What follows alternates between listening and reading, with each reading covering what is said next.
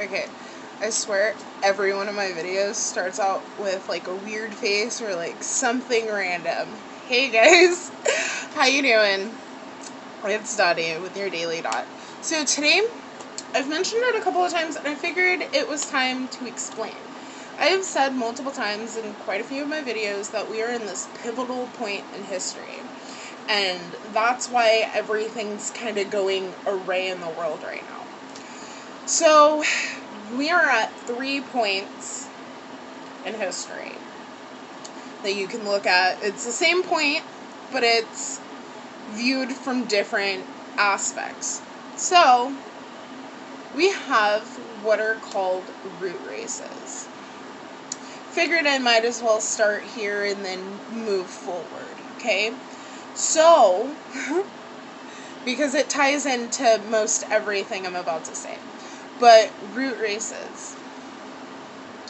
So, basically, we have had quite a few root races. We only have track of like the last 4, which would be the Sumerians, the Lemurians, the Atlanteans, and then us, we're the Aryans. So we have track of those 4. That's why Atlantis, actually, basically, guys, what happened was there was a big root race, root war, because that's what we're at right now. See, when you get to the point of root war, you have dark and light, and they get into a war. That's why so many light workers are rising up out of nowheres. But at the same time, it seems like the more us light workers are coming to the light, truly, the more darkness is just being poured out.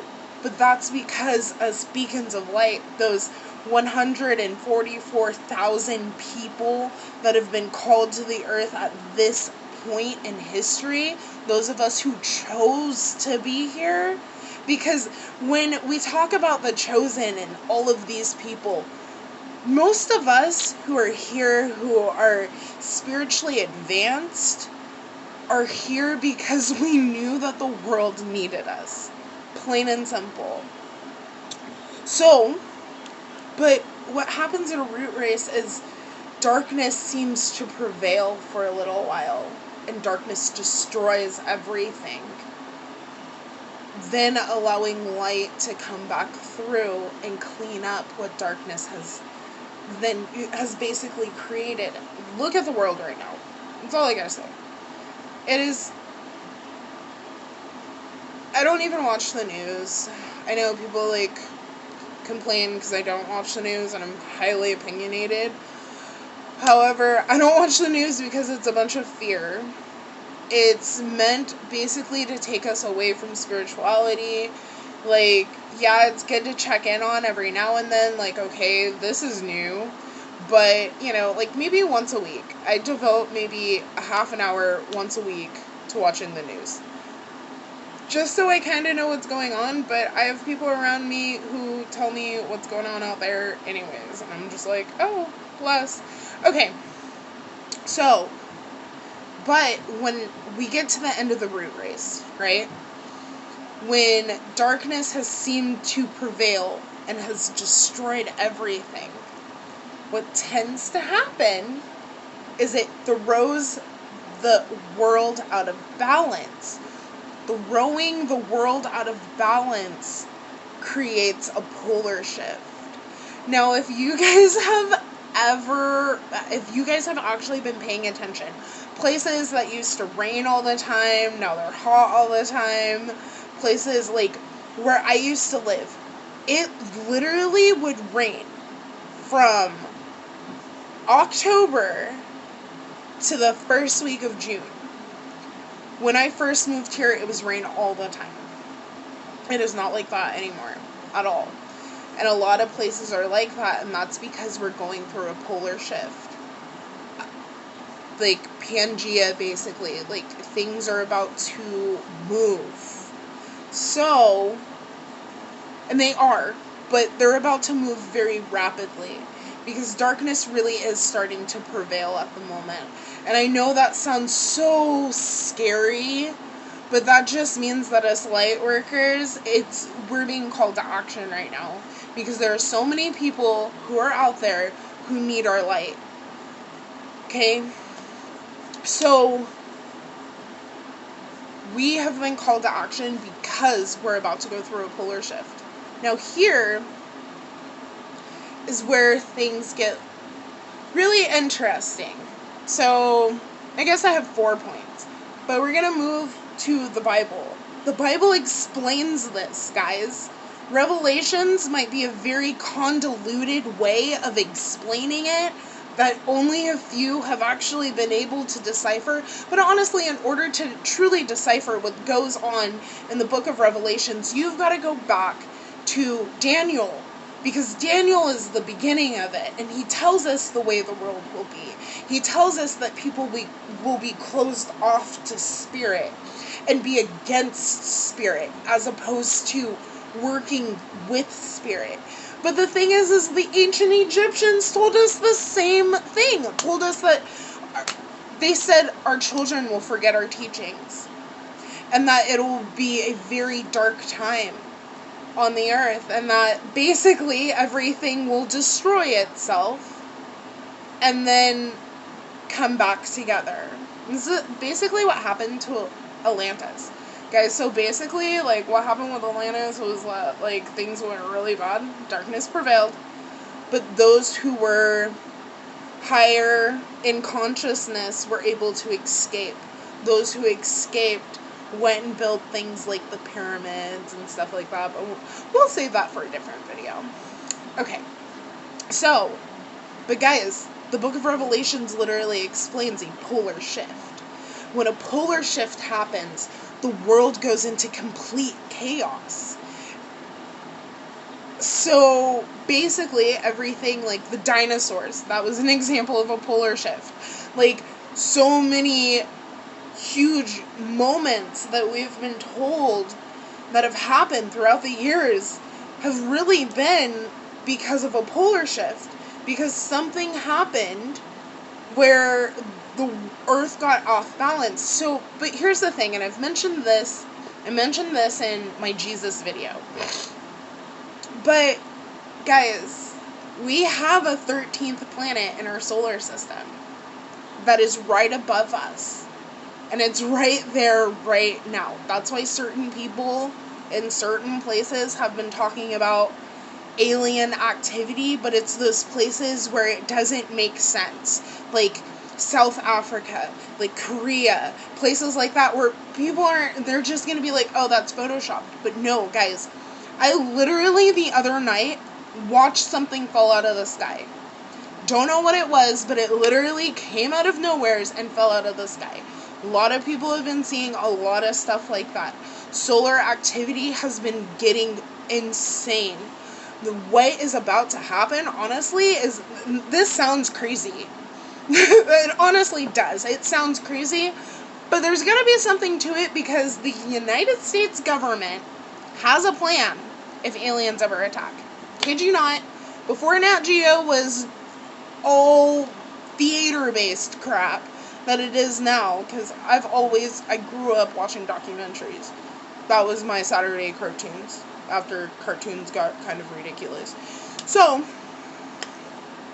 guys, we're at a pivotal moment, but when Marduk comes close, Marduk throws us off. Marduk causes a shift. That is what's happening in the world right now, is we are going through a karmic shift. But the powers that be are trying to control this shift, guys. That's the problem. That's why so many of us are honestly at war with ourselves right now, especially with Mars being in Aries as I record this. It's causing a lot of conflict because it's basically like the Civil War. If you guys know anything about the Civil War, that's basically what this like coronavirus thing is right now. Is a different way, right? Because you have the people who don't want to wear a mask. You have the people who are like, oh my god, if I don't wear a mask, I'm gonna kill grandma. You have the people who are like, oh my god, just fear, fear, fear, fear, fear. Let me sanitize everything. Guys, let me say this. If you are sanitizing everything, you're gonna die. But I don't know how else to tell you this, but germs are needed. You're sanitizing everything, you're killing off every single germ. You need good germs. If you're not getting good germs in your body, then bad germs are automatically going to come in and just explode because there's nothing to fight them. So I'm not saying don't clean your house. I'm just saying don't overly sanitize. Make sure you're boosting your immune system. Because that's, in all actuality, no matter what it is, right? Like cancer, they don't tell you that one of the best ways to fight cancer is to just laugh. By laughing, you naturally create T cells or killer cells, and these cells come in and they are designed specifically to kill cancerous cells. But when we're stressed out, we're just allowing those cells to mutate and to grow and to fester, and that doesn't help anything. But anyways, guys, so basically, we have the Bible, which explains Marduk coming back. Which honestly explains Marduk coming back, a polar shift. It literally explains everything. But it's so convoluted that, it doesn't make sense to anybody. I've read Revelations more than once. It makes no sense to me. Even as I am, it makes no sense to me. At least not the King James Version. I'm really leery about, other translations, just because of, who I am, how I am. I'm just leery about that type of stuff. But, because so much has changed. And literally, I could just, be like, that's honestly what's wrong with most of the Bible. I actually had somebody who told me the other day, because if you guys listen to anything I have to say, the Bible is a book of magic. I'm going to say this again. The Bible, that thing that everybody has 50 versions of in their house. I know I at least have 10 Bibles in my house. Can't tell you where half of them came from. And I give them away. They just seem to multiply. I don't quite understand how it happens. Sorry, I just hit my table. But I don't quite understand how it happens. But they multiply in my house. So, guys, it is a book of magic. It explains magic from the beginning to what will be our end. Guys, we are entering the age of Aquarius. Aquarius are not like Pisces. Pisces are very warm. They're water signs. They're very connected. Where Aquarius are really... Okay, bye. But I'm just telling you, at least from the Aquarius that I know, and they're water bearers. They bring messages. They bring life. They truly do. They're humanitarians. But they can be very cold and disconnected. So that's basically what, our social distancing and all of this is. It's entering the age of Aquarius. Guys, please, do not allow other people to dictate your shift. Okay? We are about to go through a huge shift. I'm going to say, if you are caught up in religion, stop. Religion will not help you get past the shift. And I am not saying to grab a hold of spirituality as if it's religion, because it's not. It is a personal walk. That's why the Bible says to work out your own soul salvation with fear and tremblance. In other words, you are the only one that's going to connect you to the higher power, to the greater good, to what it is, the connectivity that we all have. Only you can do that for you. Only you can find out your heart's desires and what are in alignment with you and God, the universe. What was your assignment when you came here? That is honestly why I do what I do, guys. I do what I do so I can give you keys to find it. I'm not necessarily here to tell you what to do, but I'm here to give you the keys so you can find out what it is that you do. I'm able to give you all kinds of information. That's why I do what it is that I do, is to be able to give information to people, to be able to help people along with their journeys, and I know people like, oh, whatever, because I'm not a huge love reader. I'm really not. It's not that I don't like love readings, but it's like, truly, I'm not here to connect you with your lover. I'm just being honest. I can give you keys to help you in your relationship, truly. However, I am here to teach you how to connect with the greater good, guys. That's what it means to be a chosen one. My life path number is 33, which equals a 6, which is amplified by a 6. So as you get into numerology, and we'll talk a little more about this later on, it's a future video that I got planned, but if you get a master number, 11, 22, 33, those numbers do not break down. They are amplified by the number that it is that they break down to. Okay? Alright, guys.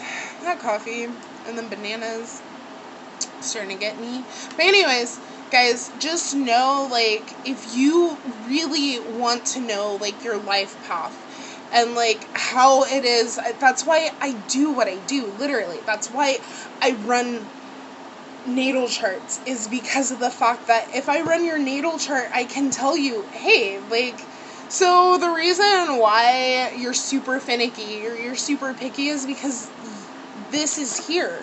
So it gives you an understanding, and it helps you say, okay, well, for me, I know that I was born in a Venus retrograde. People who are born in a Venus retrograde have a hard time feeling worthy of love. So I have to remind myself, you're worthy of love. You're completely lovable. Your Venus is also in Leo, which makes you just super charming and amazing. So,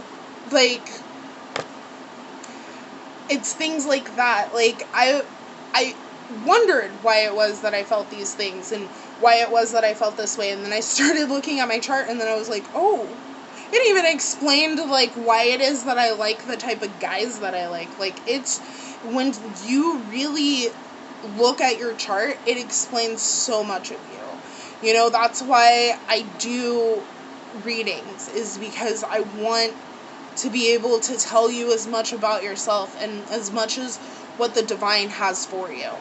But anyways, guys, I have ran on a little longer than what I was intending to. Just understand, basically, the whole gist of this is the pivotal point. We are coming to a new age, a new dawning. We are shifting in our state of consciousness. That's why we're on isolation, guys. That's why a lot of us have had a lot of new creative ideas, a lot of new interests, a lot of things that are coming to the surface. Chiron, the wounded healer. So a lot of things are coming out that hurt. Let's be honest. Pain hurts. Worrying about, if you're worthy enough, that hurts. Let's be honest. But we'll talk more about, Chiron and all that other stuff in a future video. Alright, guys. Have a great day.